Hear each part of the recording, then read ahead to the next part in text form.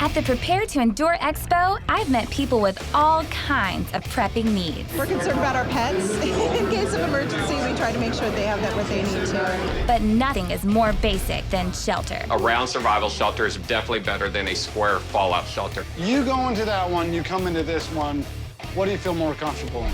The bunker business is extremely competitive. And here today are 2 full-size bunkers, and I'm going to find out which one is built the best to survive doomsday.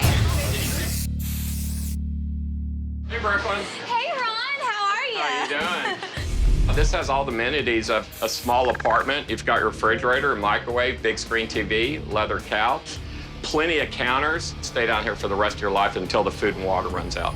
Introduction to bunker number 1, check. Now, on to number 2. So tell me what's so ultimate about it. This is set up just like a house. Everything you have in a house. I mean, you got the wainscoting, you got the toilet, the sink, everything feels like your house. If you're sitting in an area that reminds you of home, you're willing to stay in there a lot longer. You gotta be mentally prepared to stay underground. What you're standing in front of right now is the emergency escape tunnel. We actually have the apocalypse.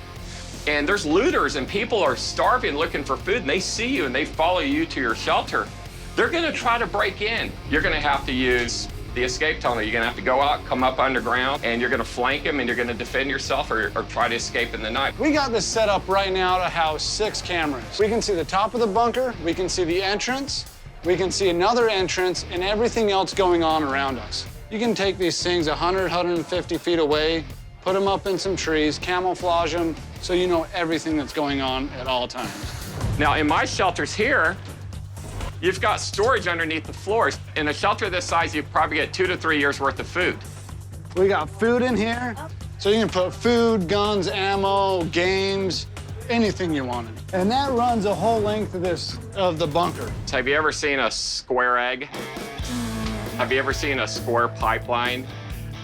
The geometry of a round shelter is just by its shape is 11 times stronger than square. This shelter alone could be buried 42 feet deep without any hardening.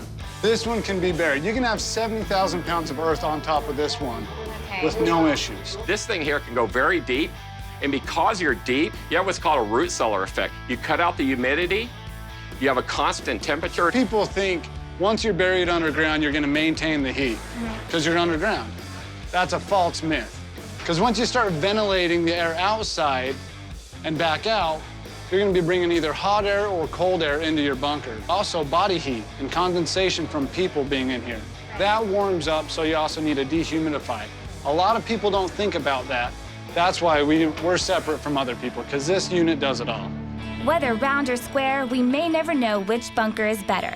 But it's not only about a roof over your head. And our old friend Tim Ralston has some new doomsday-ready gadgets to help you survive.